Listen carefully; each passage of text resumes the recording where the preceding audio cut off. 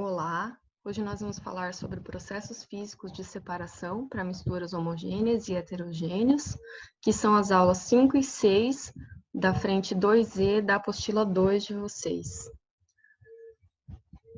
Então, para a separação de substâncias, alguns componentes de uma mistura, são utilizados processos físicos.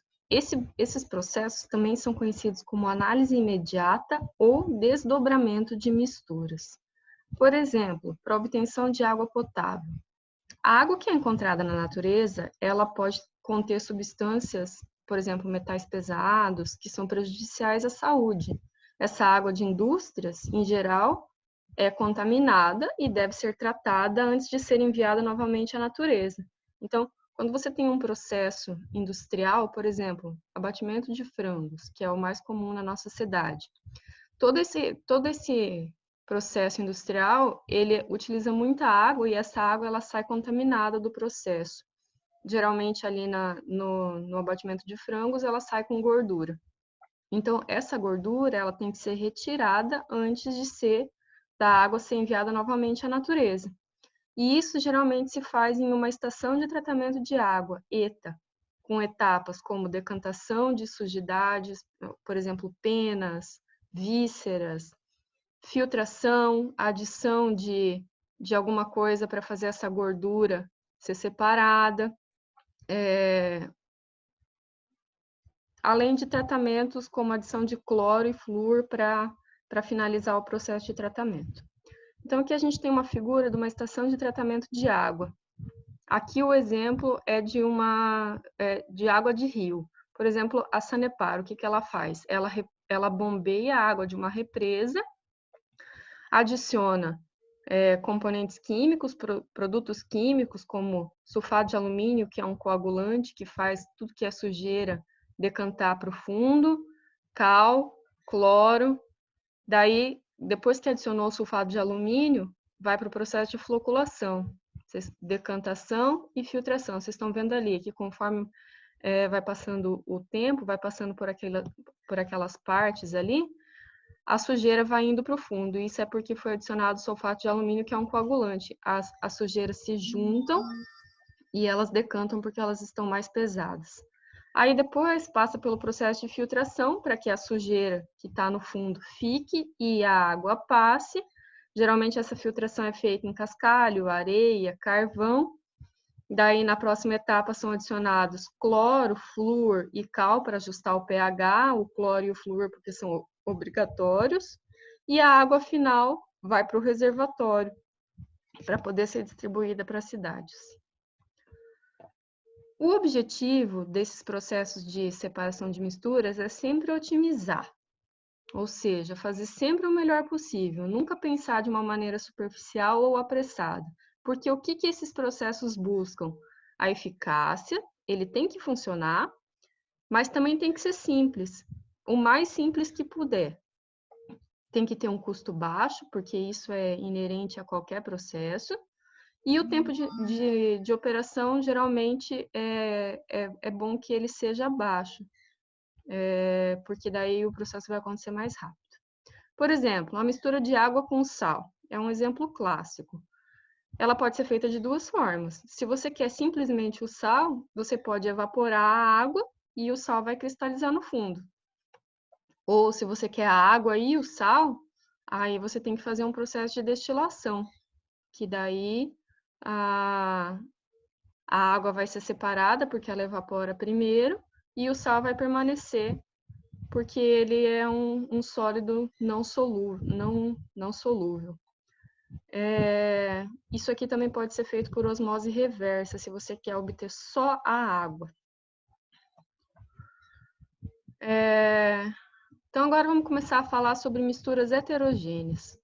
A separação das misturas heterogêneas é um processo mais simples e a característica mais peculiar dele é que é possível diferenciar as fases durante o tratamento. Lógico, porque é uma mistura heterogênea, você consegue ver as diferentes fases. Esses processos são mais simples do que os de separar misturas homogêneas. O primeiro deles, para separar sólido líquido, pode ser utilizada a decantação. Aqui se baseia na diferença de densidade e pode ser utilizada para mistura sólido-líquido e líquido-líquido. Futuramente, mais para frente, eu vou falar da líquido-líquido também. Então, essa decantação sólido-líquido, um exemplo muito clássico é a água com barro. Você deixa ela em repouso, o barro vai para o fundo e a água fica em cima. E aí você separa por diferença. Aqui a gente tem a figura de como que, nesse outro caso aqui, já está mais completo. Depois que o barro foi para o fundo e a água ficou em cima, é utilizado um bastão de vidro que ele ajuda a verter a água com mais precisão. Isso aqui pode ser apressado utilizando uma centrífuga, porque daí você não precisa ficar esperando o sólido decantar no fundo. Aí, se você utilizar a centrífuga, em poucos minutos o sólido vai estar no fundo e aí você pode verter o líquido de cima. E eles estão separados. Um outro processo bastante simples de separação sólido-líquido é a filtração. Aqui é separado um líquido de um sólido que não está dissolvido. Essa aqui é muito utilizada em laboratório e também na vida, né? Por exemplo, para coar o café, a água está misturada com o café, você coloca num filtro de papel e o sólido fica em cima e a água passa. Então, aqui a gente pode fazer a mesma coisa em laboratório. Aí você tem que saber o tamanho do sólido que você vai separar, porque daí você vai utilizar o filtro de papel de granulometria correta. Esse processo, ele pode ser apressado com a filtração a vácuo. Nesse caso aqui, se você quiser fazer mais rápido, você utiliza uma bomba de vácuo, ela suga com mais força, então o líquido vai passar mais facilmente, e também é muito utilizado esse aqui para misturas viscosas. Por exemplo, misturou areia com óleo. O óleo é muito difícil de fazer ele descer naturalmente, porque ele é muito viscoso. Então, aqui é necessária a filtração a vácuo. A filtração também pode ser utilizada para mistura sólido-gás. O exemplo clássico é o aspirador de pó. Dentro do aspirador, a gente tem um filtro de papel, em que o sólido para e o gás, que é o ar, passa. Então, é uma separação sólido-gás por filtração. Agora, para separar misturas líquido-líquido, que não são homogêneas, ou seja, que são heterogêneas. Também pode ser utilizada a decantação, como eu já tinha falado anteriormente. Aqui é essencial que os líquidos não se misturem. Por quê? Você vai colocar ele num funil de decantação, o nome desse equipamento aqui é funil de decantação. Antigamente ele era conhecido como funil de bromo. Você percebe que ali em cima do funil de decantação tem uma saída. Se você colocar uma tampa ali, ele não vai permitir a saída porque vai ter pressão.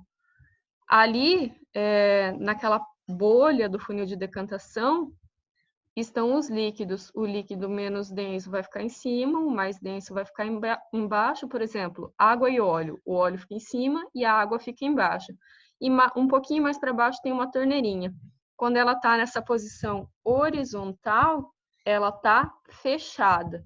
Conforme você abre para ela ficar na posição vertical, aí o líquido menos denso desce primeiro, e aí você fecha novamente nessa posição aqui, para parar no momento que for necessário, ou seja, quando estiver chegando o líquido menos denso, você fecha a torneirinha. E aí, o líquido menos denso, que era o que estava em cima, é escoado por cima, para evitar contaminação, porque aqui naquela parte de baixo, naquela comprido que tem ali embaixo, ainda vai ter um pouco do outro. Então, para evitar essa contaminação, o líquido que ficou em cima você retira por aquela boca de cima. Separação sólido-sólido. Existem várias formas, algumas bastante rudimentares, por exemplo, a catação. Se você consegue ver a diferença entre eles e for fácil de separar, você utiliza a catação, que nada mais é do que catar com a mão. Por exemplo, pedras e grama. Você cata a pedra e a grama fica. Peneiramento. Se os sólidos tiverem granulometria diferente, por exemplo, quando você tem uma mistura de pedras com farinha, você coloca numa peneira que a farinha passa e a pedra fica. Separação magnética. Aqui funciona quando um dos sólidos é atraído por um ímã. Por exemplo, o ferro, a limalha de ferro, misturada com areia. Se você colocar um ímã, a limalha vai grudar no ímã e a areia vai ficar. Então, separação magnética. Um outro exemplo é a flutuação. Quando os sólidos tiverem densidades diferentes e forem insolúveis em um líquido com densidade intermediária a eles. Então, por exemplo, você tem uma mistura de grama com areia. Aqui você não consegue catar muito facilmente. Daí você joga um pouquinho de água, o que vai acontecer? A areia vai para o fundo, a água vai ficar no meio e a grama vai ficar em cima. E aí você consegue separar dessa forma. Mais uma, levigação. Levigação e ventilação são muito parecidos. Elas são utilizadas quando os sólidos possuem diferentes velocidades de arraste. Mas a levigação é utilizado um líquido e a ventilação é utilizado o ar. Por exemplo, quando você tem ouro e terra, você joga uma corrente de água, a terra vai passar e o ouro vai ficar. Daí, nesse caso, é a levigação. Por exemplo, quando você tem arroz e a casca dele, aí você passa uma corrente de ar, a casca vai voar e o arroz vai ficar. Daí se chama ventilação. Uma outra possibilidade para separar sólido-sólido é a dissolução fracionada. Ela é baseada na diferença de solubilidade da mistura.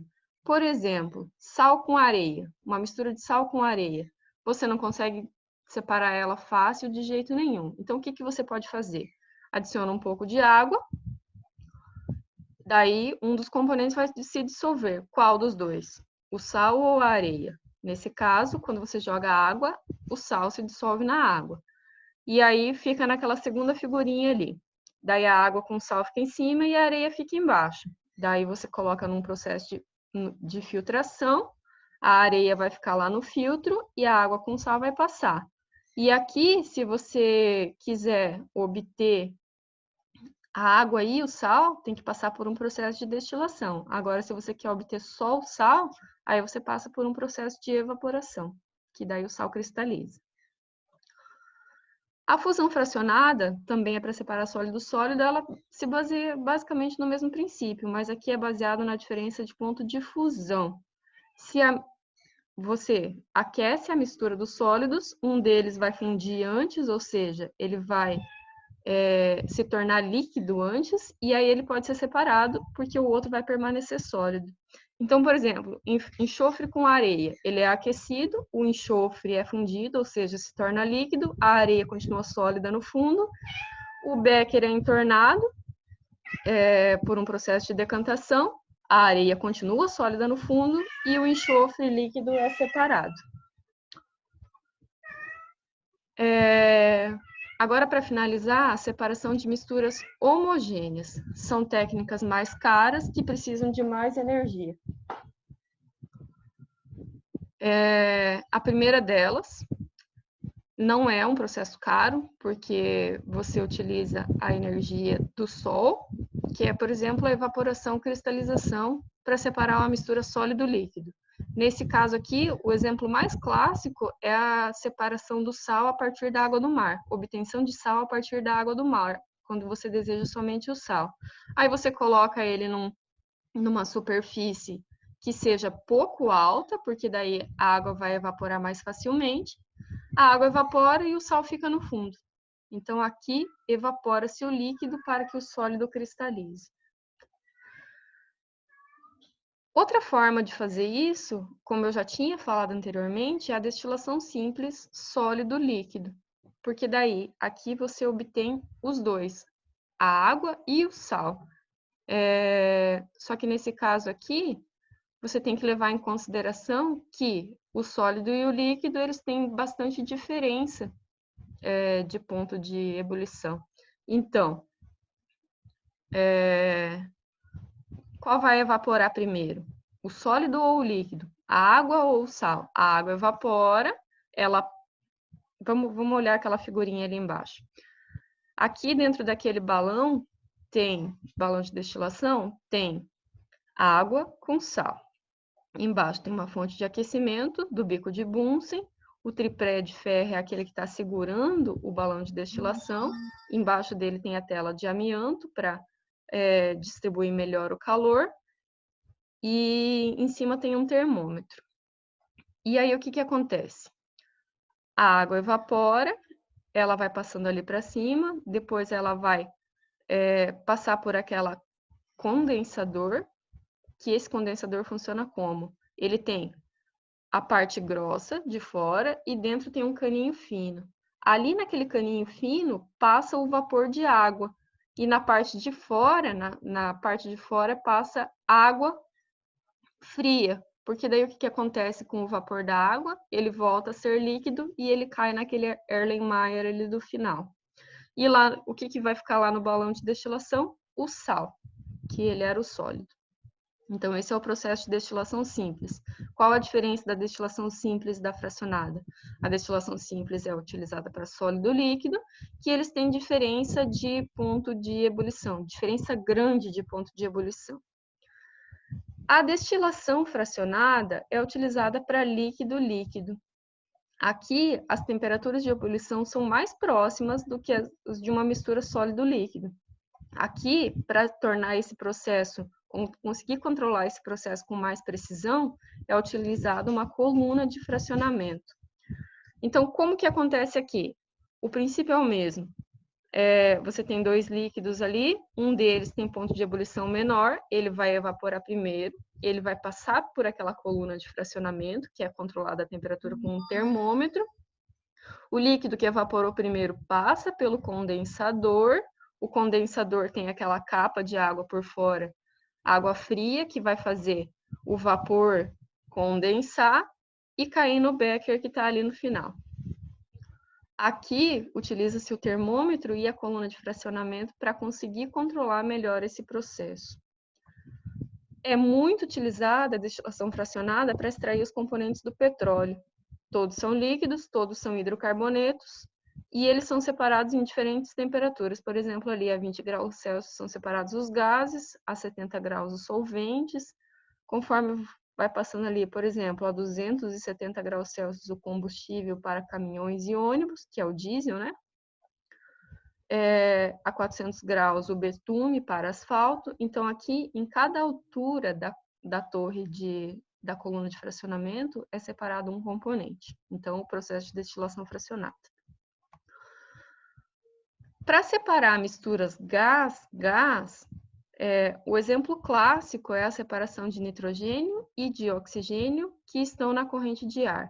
Então, se você quer separar o nitrogênio e o oxigênio que estão no ar, são necessárias duas etapas. A primeira é a liquefação do ar, ou seja, tornar esse ar líquido. Como que faz isso? Com o abaixamento da temperatura e o aumento da pressão. Aí o ar vai se tornar líquido. E aí, quando você tiver uma mistura de dois líquidos, você usa a destilação fracionada. Então, no final, você separa o oxigênio do nitrogênio, com dois processos. Para separar gás-gás, também pode ser utilizada a adsorção. Lembrando que a adsorção também pode ser utilizada para separar dois líquidos, tá? Como que funciona no caso do gás-gás? Geralmente é utilizado o carvão. Nessa figurinha que eu coloquei aqui, aquele surface é o carvão. É a área superficial que é do carvão. Você passa a corrente de gás por cima, gás phase. Um dos gases vai ficar adsorvido na superfície do adsorvente, que é o carvão, por apresentar maior interação com ele. Então, o que está acontecendo aqui nessa figurinha? O gás azul está adsorvendo, ali está escrito adsorbate molecules, aquela fase ali é do gás de maior interação, que é o gás azul, e o vermelho passa. A gente não pode garantir 100% que todos o outro gás vai passar, pode ser que algum fique também, mas geralmente um deles tem maior interação com o adsorvente e vai adsorver em maior quantidade. Da mesma forma, seria para separar dois líquidos. Um deles vai ficar adsorvido na superfície do carvão, que não precisa necessariamente ser carvão, tá? Na superfície de um adsorvente. Qualquer coisa pode ser adsorvente. e o outro vai passar. Então, seria para separar 2 líquidos também. Muito obrigado. Qualquer dúvida, vocês me procuram.